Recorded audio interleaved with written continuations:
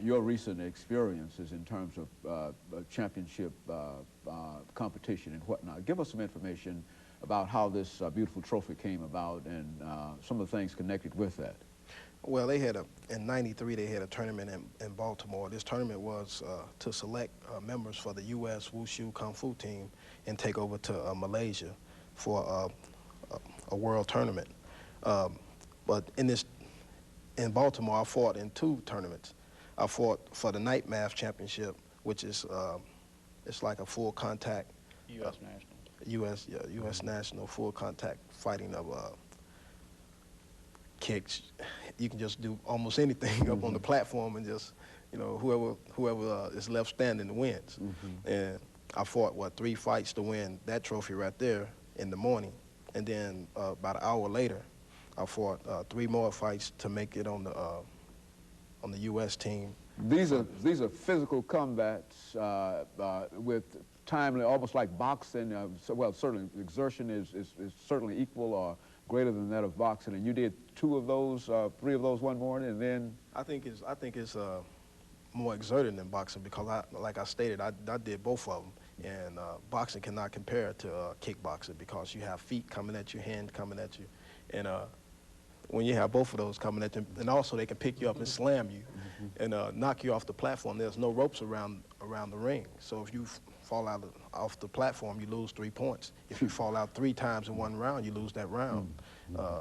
If you're Yeah. Similar to the movie Bloodsport, for the people that watched that. Yeah, people who are familiar with that. If they did watch, if they saw Bloodsport, they saw what I went through. And so that competition that eventually got you in competition for this trophy, it was not that Baltimore, was it the Baltimore competition that gave you the trophy?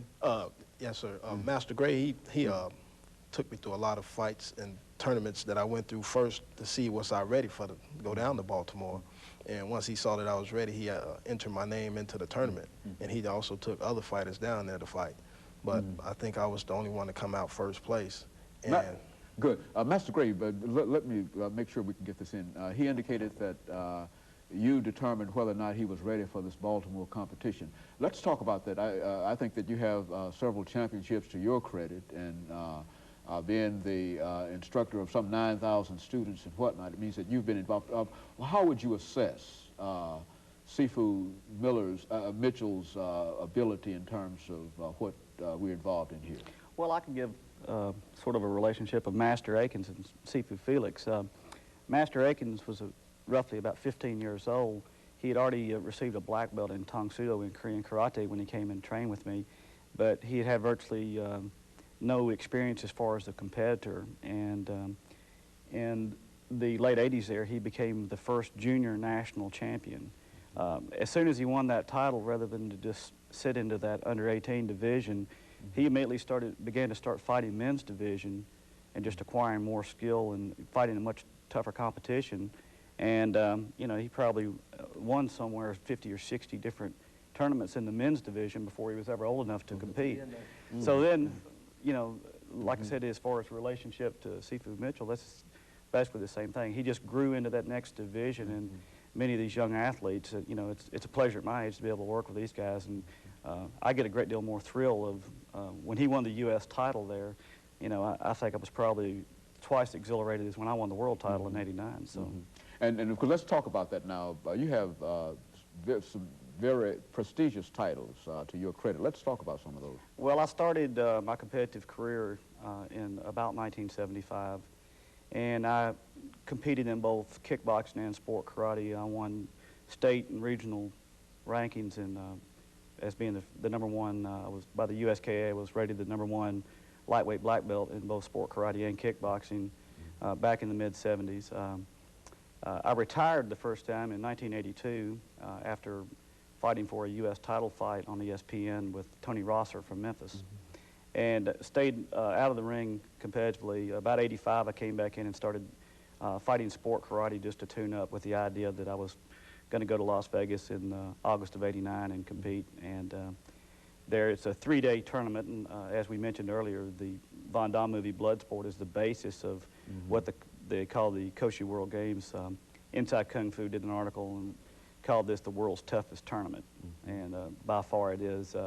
And this is much more demanding, even the type of competition that Felix did, in that on the international level, knees and elbows are legal tactics.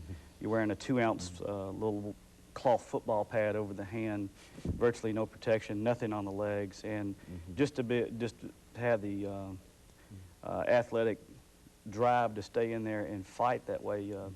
Your legs, you know, take a tremendous toll as far as bruising, and you know, it's very demanding because the wrestling's allowed, the elbows, the knees, the kicks, and so on like that. So I was the third American in history to win a world title in the Koshu World Games. Very good. And of course, we've got about a minute and a half before we end this show for today. And I would like to perhaps get some final comments from either of all three of you in reference to that. What about you, Master Akins? Any final comments? And you're planning on opening a new studio soon? Yes, so there's one in Nolensville. I'm fixing to get open in May, the beginning of May. And I'm shooting to open up one in Lebanon, Tennessee, here in maybe before the year's out, get one open in Lebanon. I'd like to say if there's any parents that have any problems with their children and stuff, with respect and attitude, martial arts, you know, it's been great for all the children in my school, and I have a room full of happy parents to attest to that. Very good. Just And so this can deal with what we might consider to be problem children and whatnot. It can channel that energy and whatnot. Yes, sir. I've had kids kicked out of preschool already, and now we got them walking the line again. But it's been great. And you would certainly encourage... oh, yes, sir. I've been on the front page of the local paper the end of last year. I've had 2 or 3 articles this year. And not only am I nationally ranked, I have children that go on a national level and fight also. They're 5 to 6 years old, winning trophies. Twice the size of them. Very good. And Mitchell, final comment. Well, I haven't been teaching anybody yet. I've been still under Master Gray's tutorage. And hopefully this summer I have my first chance at firsthand at teaching my own little class or what have you in the NYSP program out at Tennessee State. Very good. And Master Gray, let's end with you here. Well, I would just like to, you know, give a warm invitation to parents and children, or just to the community in general, to come out to the Centennial Sportsplex, where I hold my classes there. We have day classes and evening classes, and more than receptive, and visitors are always welcome there to get an idea, to see that, you know, the martial arts is a lot more than just kicking and punching. It's a very philosophically based art form, and has a tremendous impact on the development of the individual. Very good.